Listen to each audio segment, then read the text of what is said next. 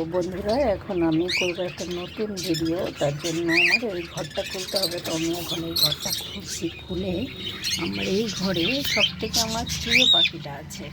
তো সেই প্রিয় পাখিটাকে আমি দেখেছিলাম যে আমার পাখিটা ডিম করেছিল। তারপরে আমি একদিন খুলেছিলাম, খুলে দেখেছিলাম যে ওর একটা ছোট্ট বেবি হয়েছে।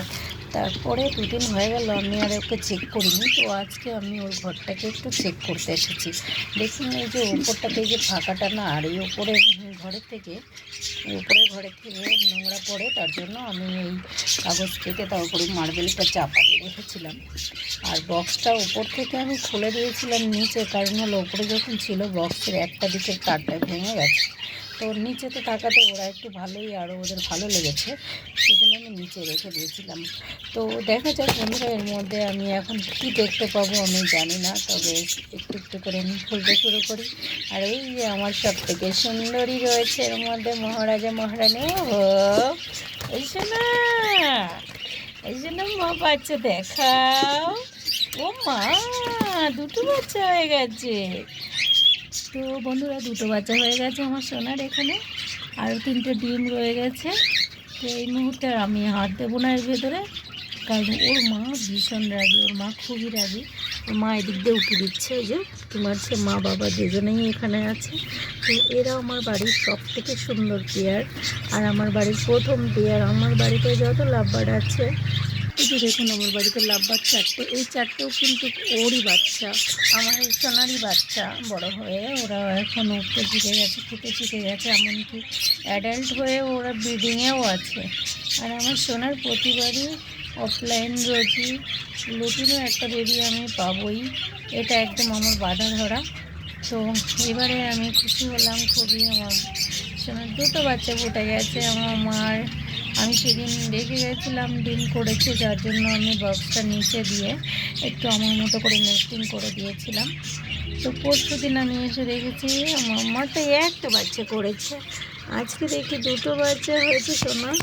এই যে ওরা এদিক দিয়ে চলে এসেছে, আমি তো এখানে কোনোভাবেই এখন হাত দিতে পারবো না। দেখুন ওরা ভীষণই রাগী। ওর মা, এটা মা, আর এইদিকে রয়েছে বাবা, এই যে মা পেছনে আছে। তো ভীষণ রাগী, আমাকে একদমই এই মুহূর্তে তো কোনো সম্ভবই না হাত দেওয়া। তো যাই হোক, আমি এখন হাত দেবো না।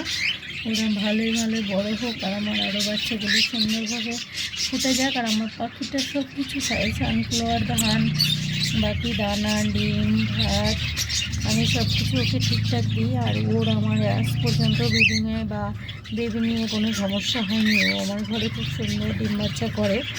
আর ঠান্ডা গরম কি রেস্ট দেওয়ার ব্যাপার এরকম কিছু ওর লাগে না, কারণ ওকে নেস্টিং খুলে দিলে ও খাবারের বাটিতে ডিম করে ফেলে।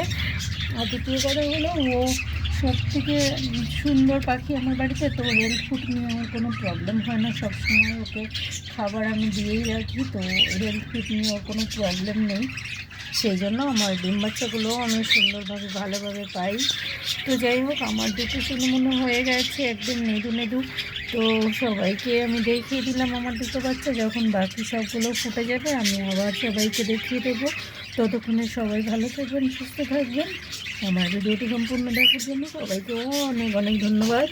সবাই ভালো থাকবেন আমার সোনাম্মা দুজন। সবাইকে বাই বাই করে দাও মা, বাই বাই, বাই বাই সবাইকে।